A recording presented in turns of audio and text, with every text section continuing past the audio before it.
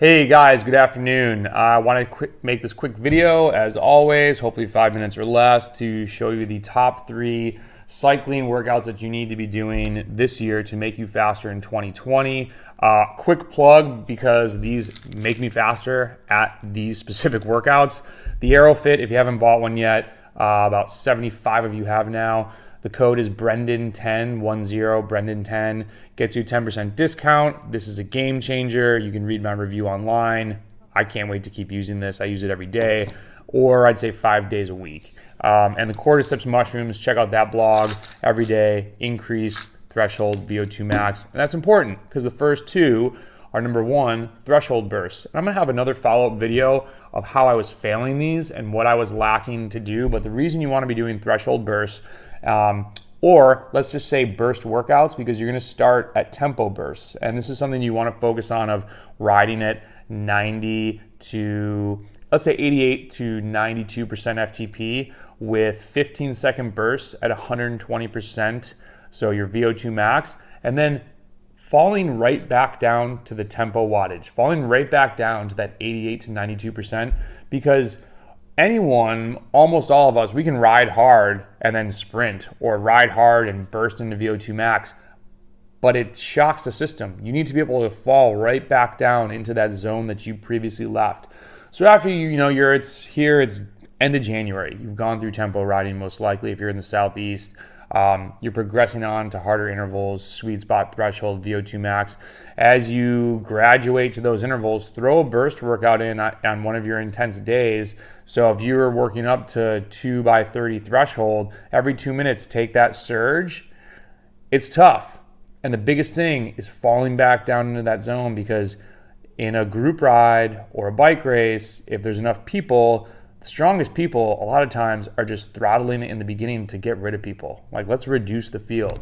Then let's start racing. Then let's start having tactics. So let's see who can hang with the surges. If you can hang with the surges, those will take you farther than a 20 to 30 watt increase on your FTP. I almost guarantee you it. That's the biggest thing, that you can see riders with a big FTP, and not to knock triathletes, but they don't need to necessarily surge as much as a bike racer does. They go to a bike race or a hard group ride, and when it surges over and over again, they're like, man, this is really hard. It's just because they don't train it. They're going really hard for a long period of time.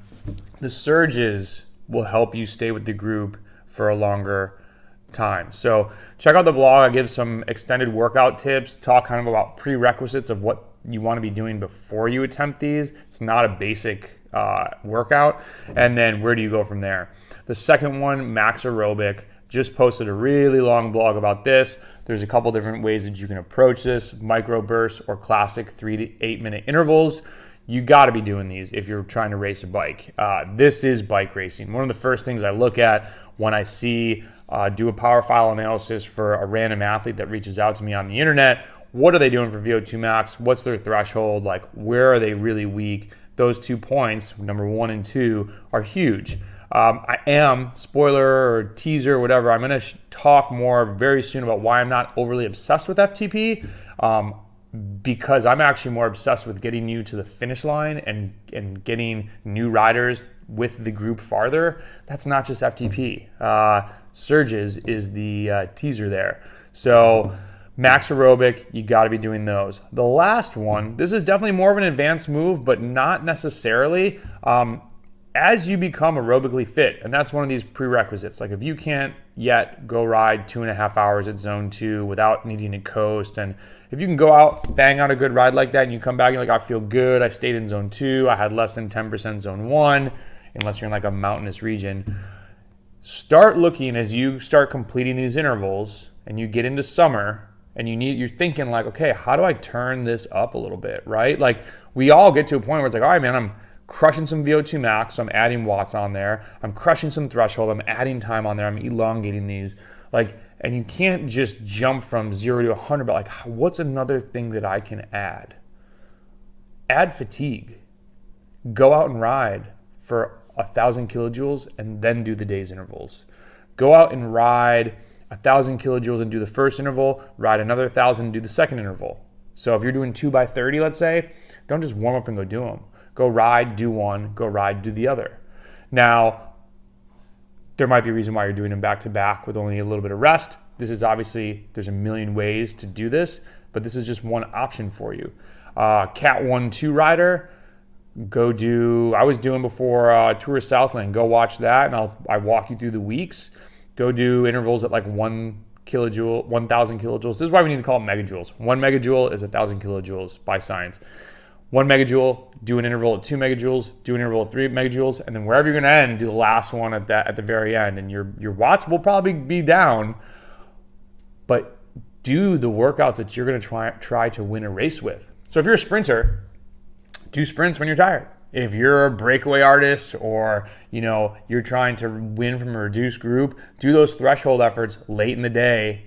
Go to the group ride, then do the work portion of your intervals and add a sprint at the end, because you want to be able to sprint from a small group. Don't get so close to the finish line and not be able to finish it off. So top 3 things that you have to do in 2020. Burst workouts. Build up to threshold bursts. Max aerobic, VO2 max. I know that sounds crazy, but they suck to do for most people. Some people are freaks and like doing them, but I hate doing them. But I have to put them on my schedule. And when I tried to self-coach myself and didn't have Wally looking over my shoulder, I found ways to get around those. Do the VO2 max, and then do the fatigued intervals. I guess that's what we'll call them, fatigued intervals, as opposed to, I think I put them in as like intervals at the end of KJs. Those are the top 3. Those will take your game to the next level. Get aerobically fit first, though. You still have a couple months. Ride those base miles. Get them in. Do a little bit of intensity during the week. You don't need to kill yourself.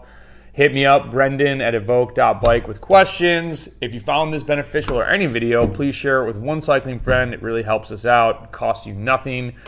Don't forget, these are a game changer. There's a blog. This is a game changer. There's a blog. And let us know how we can help you get faster. Hit us up on Instagram. Hit me up on Facebook. I respond a little bit slower there. Hit me up personally at Brendan Hausler. And we'll talk to you soon. Have a great day. See ya.